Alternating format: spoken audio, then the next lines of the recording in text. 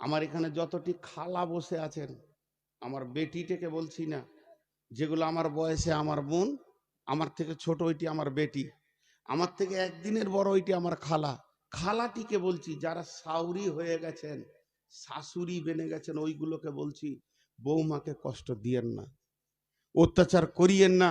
কারণ আপনার বেটিও কারো বউ হবে, ইনসাফ নাই। একটা উদাহরণ দিলে বুঝতে পারবেন। উদাহরণ কি? ভাই বোন একই ভোজে বিয়ে হয়েছে, কথাটা বুঝাতে পারলাম?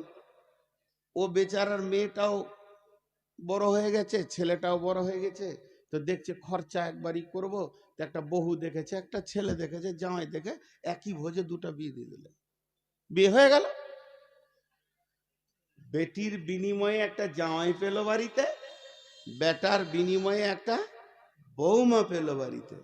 খুব ধ্যান দিয়ে শুনবেন, সাউরিরা শুনবেন। খালা আপনারা আমার বয়সে বড়, আপনাদের পা গুলো ধরে বলছি, লজ্জা করিয়ে না, আমি আপনার পেটের বেটা, এটা মনে করি শুনেন। তো দুইটা ঘরে দুটা জিনিস আসলো, একটা বৌমা আসলো আর একটা জামাই আসলো। এবার বলেন, ওই জামাইটার যে আনন্দ লুকিয়ে আছে তোর বেটির কাছে, তেমনি তোর বৌমার কাছে তোর বেটার আনন্দ লুকিয়ে আছে। এটা কম করা যাবে? যাবে না। এখন হয়েছে কি, ওর বেটি বাড়িতেই আছে, এখানে ঝুনঝুনিতেই আছে, বিয়ে দিয়েছে কোথা? ওই সুজাপুর। জামাই ইয়ং ছেলে মানুষ, হঠাৎ শ্বশুর বাড়ি চলে এলো। বিবি আছে তো আসবে না, ঘন ঘন আসবে, চলে এলো হঠাৎ, একদম এসে টোটোতে নামছে, আর তখনই কারেন্ট চলে গেছে। কারেন্ট চলে গেছে, তো ঘরে বসতে দিয়েছে। তো শাওরি জিজ্ঞেস করছে, বাবা কেমন আছো, তোমার আব্বা মা কেমন আছে? ভালো আছে, সব জিজ্ঞেস হয়ে গেল। দিয়ে বেটিকে বলছে, খাদি জায়গায় পাখা করে দে ছেলেকে, দেখ কত কষ্ট করে গরম করে এসছে। ঠেলে দিলে বেটি নতুন নতুন লজ্জা করে, যা পাখা করে দে, পাখা করে দে, খাবারটা তুই লে যা, চাটা তুই লে যা। কেন? প্রত্যেকটি মা চায় আমার বেটিকে আমার জামাই প্রেম মহব্বতের বন্ধনে বেঁধে রাখুক। নতুন বিয়ে হয়েছে, বাইক নিয়ে 10টার সময় গেল একবার ফারাক্কা, আবার 12টার পর গেল কালিয়াচক, জোহরের সময় আরাম করে আসরের সময় আবার বলছে চল কালিয়াচক যাব। নতুন বিবি নতুন বাইক, শুধু যেন আনন্দের ফুর্তিতে দৌড়ছে। আর ওই খালা পাড়াতে বলে বেড়াচ্ছে, বোন গে জামাই একটা পেয়েছি, আমার বেটি ছাড়া সে কিছুই বোঝে না। সব সময় আমার বেটি 3 দিন থেকে গেলে সে 2 বার আসবে। শুধু তাই নয়, আমার বেটি যদি বলে একটা টিপ নিব, কিংবা একটা ঠোঁট পালিশ নিব, গাল পালিশ নিব, ও নিজে আনবে না, বেটিকে সঙ্গে নিয়ে হাঁটবে। কলিজা ঠান্ডা হয়ে গেছে বোন, তোদের দোয়া ছিল, জামাই পেয়েছি কল ঠান্ডা। এরপরে হলো কি, বেটাকে বাপ পাঠিয়েছে, যা কাজ করতে হবে, মাঠে যা, বাগানে যা, এতটা কাজ আছে। কিন্তু তার কি কাজে মন বসছে? তারও নতুন বউ বাড়িতে আছে, সে কতক্ষণে ভাবছে হাবিবার মুখ দেখব, কারণ তারও বিয়ে হয়েছে ধুলিয়ানে, ওই রকম বউটা তার ঘরে রয়েছে। মাঠে থেকে হোক, বাগান থেকে হোক, 3-4 ঘন্টা 10 ঘন্টা বউকে দেখতে পায়নি। ক্লান্ত হয়ে যখন বাড়ি ঢুকছে, তখন বেলা 1:30 বাজে। মা পাখাটা নিয়ে এসে বলছে, আহারে বেটা তোর কত কষ্ট হলো। বেটাকে মা পাখা করছে, আর বউকে বলছে তাড়াতাড়ি তরকারিটা করেলে বেটা খাবে। কিন্তু আসলে মা বুঝলো না শান্তিটা কার কাছে লুকানো আছে।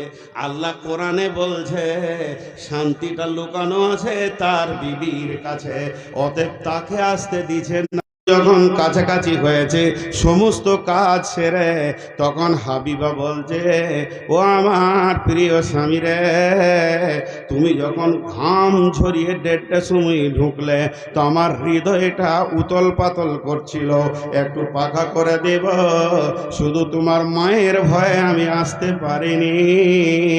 তখন সে বিবিকে স্বামী উত্তরে বলছে, রে বেগম রে, ধৈর্য ধর, এই ফ্যামিলিতে পৃথিবীতে আর থাকবো না, আমার মায়ের ইনসাফ শেষ হয়ে গেছে, বেটির দিকে এত আনন্দ। এরপরে ওই বৌমাটা বলছে স্বামীকে চলো না একবার ঘুরে আসি কালিয়াচক থেকে। শুধু একবার গাড়ি নিয়ে বেরিয়ে গেছে, সন্ধ্যার সময় ঢুকেছে। আমার খালামা পাড়াতে বলে বেড়াবে বহু একটা পেয়েছি, কলিজা জ্বলিয়ে দিলে খালি বেটাকে নিয়ে মার্কেটে দৌড়ছে। এর আদালতে ন্যায় বিচার নাই, এর জন্য প্রত্যেকটি ফ্যামিলিতে অশান্তির আগুন দাও দাও করে জ্বলছে। বাপ মাকে দেখতে চাইছে না ছেলেরা, কেন? তাদের আদালতে ন্যায় বিচার না থাকার কারণে।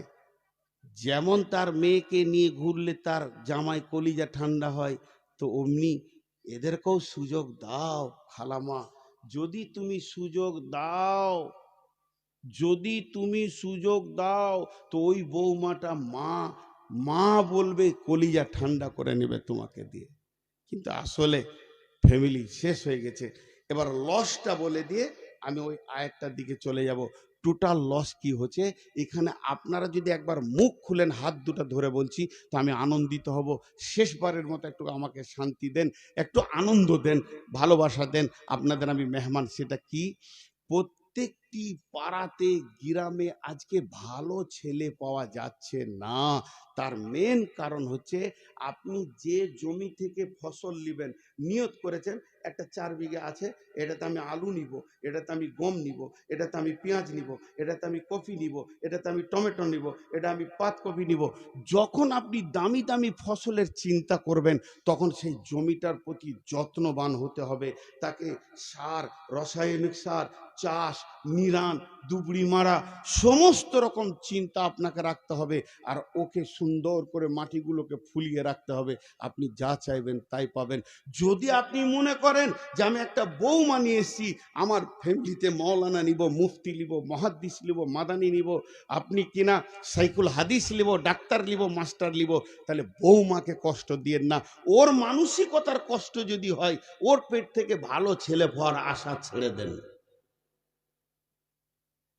ওর পেট থেকে ভালো আশা পাওয়ার ছেলে রাসূলুল্লাহ সাল্লামের ফায়সালা দিয়ে দিয়েছে। মা যদি বেঈমান হয় তো ছেলে বেঈমান হয়ে যাবে, ইফেক্ট এত বেশি পড়বে। হ্যাঁ ভাই, আজকে আমি একটা আমার ছেলের জন্য বৌমা নিয়ে আসছি। প্রথম দিন সে মেয়ে, বেটি ছেলে, বিয়ে পড়িয়ে দিলে নাম হয়ে যাবে বৌমা, আর একটা যখন পেটে চলে আসবে নাম হয়ে যাবে মা। উতেই ফ্যামিলির মা, আমার ফ্যামিলির বংশের মা। তাহলে মাটাকে যদি কষ্ট দেওয়া হয়, ভালো সন্তান ওই মেয়েটার পেট থেকে হবে না। কারণ ওর টেনশন, নন্দকে নিয়ে টেনশন, শাশুড়ি নিয়ে টেনশন, আর ঝগড়া আর ঝামেলা আর মাল্লিয়ায়, যদি ও সবসময় ভিতরটা পিরান হয়, আর তার কাছ থেকে আপনি সুস্থ ভালো মিজাজি ছেলে পাবেন না। ওই ছেলে একটু বড় হলেই লাঠি নিয়ে দাদিকে খুঁজে বেড়াবে। কেন? ভাত দিবার বলবে চোখের পানিতে, তো দাদি খুব কষ্ট দিয়েছে রে বেটা। বুড়ি, বুড়া লাঠিলে খুঁজে বেড়াবে। আজকে এই জন্যে প্রতিটি ফ্যামিলিতে শান্তি নেই। চলেন, মাল খরচা করবে কে? ওয়াবিমা আনফাকু মিন আমওয়ালিহিম। হে পৃথিবীর পুরুষ, ইনকাম করো, বিবির পেছনে মাল খরচা করো, বিবির মালের আশা করিও না।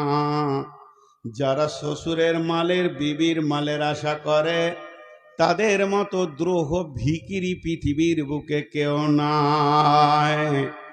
আল্লাহর নবী বলছেন, মেয়েটা যখন তুমি আনবে তো মহারানা আদায় করো। আর আল্লাহ বলছেন, ওই মেয়েটার পেছনে সারা জীবন তুমি চিকিৎসা, খাওয়া, কাপড়, মন্য, বস্ত্র, চিকিৎসার পেছনে তুমি খরচা করো। তাহলে একদিকে নবীজি বললেন তুমি মহারানা দিয়ে মালটা আনো, আর একদিকে বললেন আল্লাহ যে তার পেছনে খরচা করো। তাহলে দুইজন মহান ব্যক্তি, একজন মাবুদ আর একজন ব্যক্তি, একজন মহান ব্যক্তি আর একজন মাবুদ, যিনি ওয়াহদাহু লা শারীক। আমাদেরকে প্রসেসিং দিলে যে বউ আনার সময় দুইটি কাজ তুমি চিন্তা করো, আমাদের চিন্তাটা উল্টা।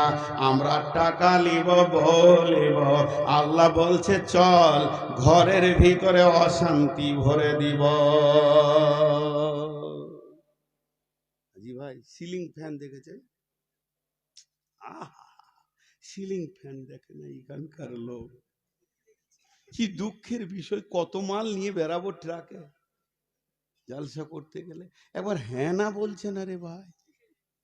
হ্যাঁ, একজন বলছে, এগুলো জালসার গল্প আর কি, যে এই খুঁটি থেকে এ পর্যন্ত দড়ি টেনে দাও তো, দড়ি টেনে দিয়েছে, যে বলছে যতটি বইয়ের কথা শুনে এই দিকে থাক, আর যে শুনে না সেই দিকে থাক। সবটি ওই দিকে চলে গেছে, বইয়ের কথা সবাই শুনে, একজন একা আছে। তোকে বলছে আই তোকে মুসাফা করি, তোকেই দেখে আমার কলিজে ঠান্ডা হলো। বাকি সব বইয়ের কথা শুনে বলছে হুজুর তা লয়, আমার খুব জ্বর, শরীর খারাপ। তা আপনি এসছেন যে নূর মোহাম্মদ জালসা শোনার জিদ ধরে নিলাম, ছাড়ে না বাড়িতে যে তোমার শরীর খারাপ, যেও না।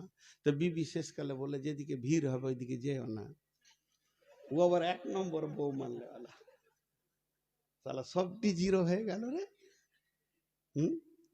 আর একজনের চোখ মুজে জালসা শুরু করেছে, এমনি করে খালি সুর চালিয়ে যাচ্ছে, চোখ খুলে দেখছে কেউ নাই, খালি একজন দাঁড়িয়ে আছে। 200 শ্রোতা যত ছিল নারী পুরুষ সব ঘর চলে গেছে, ওর বায়ান খুলে চোখ খুলে দেখছি একজন আছে। বলছে তুই মনে হয় আমার জালসাটা বুঝেছিস, একবার মুসাফা করি। আর কেউ বুঝেনি, সব গাধাটি ঘর গেছে। ও তখন বলছে তা লয়, চেয়ারটা আমাদের, মা বলেছে চেয়ার না নিয়ে মারবো তোকে, ওই জ্বালাতে দাঁড়িয়ে আছি। এ তো হতভাগার কপাল। তা আপনাদেরকে কি বিবিরা বাড়িতে বলেছে যে মুখ খুলবি না নূর মোহাম্মদের সামনে? মুখ যদি খুলিস তাহলে হলো, বলেছে কে? আর হ্যাঁ না বলে না? তো বলে নাই তো মুখ খুলছেন না কেন? জি এতটি বেটা ছেলে বসে আছেন তো।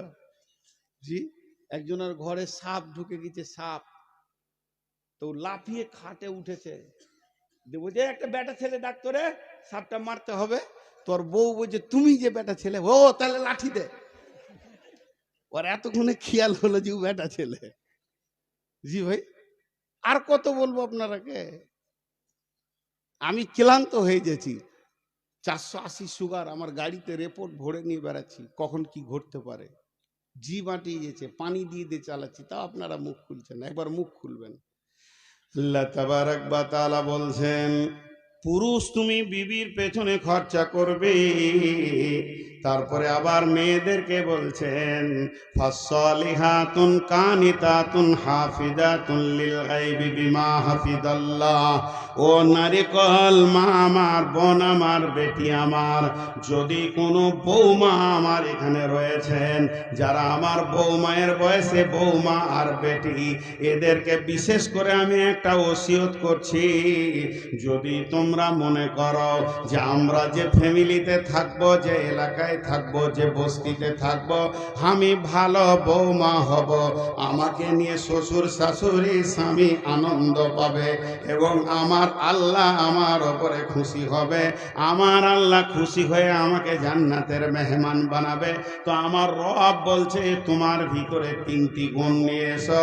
ফাসসালিহাতুন কানিতাতুন হাফিজাতুন লিল গায়বি বিমা হাফিজাল্লাহ।